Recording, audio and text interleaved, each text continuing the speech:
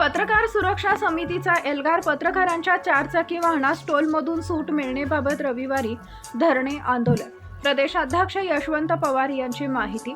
पत्रकार हा लोकशाहीचा चौथा स्तंभ असून ऊन वारा पाऊस अंगावर झेलत सामाजिक बांधिलकी म्हणून पत्रकारांना राजकीय, सामाजिक, शैक्षणिक त्याचबरोबर प्रशासनाच्या बातम्या करण्यासाठी तालुका व विविध ग्रामीण भागातून जिल्ह्याच्या ठिकाणी कधी दुचाकी तर कधी चारचाकी वाहनामधून प्रवास करावा लागतो. जिल्ह्याच्या ठिकाणी जिल्हाधिकारी कार्यालय, पोलीस अधीक्षक कार्यालय, जिल्हा परिषद, जिल्हा शल्य चिकित्सक कार्यालय, सिव्हिल हॉस्पिटल, जिल्हा आरोग्य अधिकारी कार्यालय, जिल्हा उद्योग कार्यालय तसेच विविध महामंडळांचे कार्यालय अशी अनेक शासकीय कार्यालये जिल्ह्याच्या ठिकाणी असतात.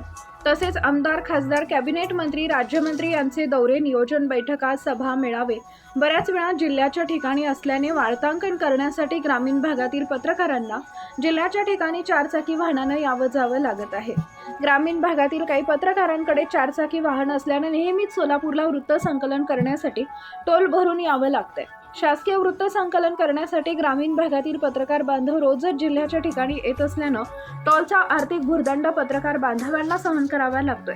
याबाबत पत्रकार सुरक्षा समितीच्या वतीनं दिनांक 16/7/2025 रोजी सोलापूरचे जिल्हाधिकारी यांना निवेदन सादर केले होते. सोलापूर जिल्ह्यातील ग्रामीण भागातील पत्रकारांच्या चारचाकी वाहनास टोलमधून सूट मिळण्याबाबत पत्रकार सुरक्षा समितीनं विभागीय आयुक्त पुणे यांची दिनांक 12/9/2025 रोजी भेट घेऊन टोलमधून सूट मिळण्याबाबत निवेदन सादर करून टोलमुक्तीची मागणी लावून धरली होती.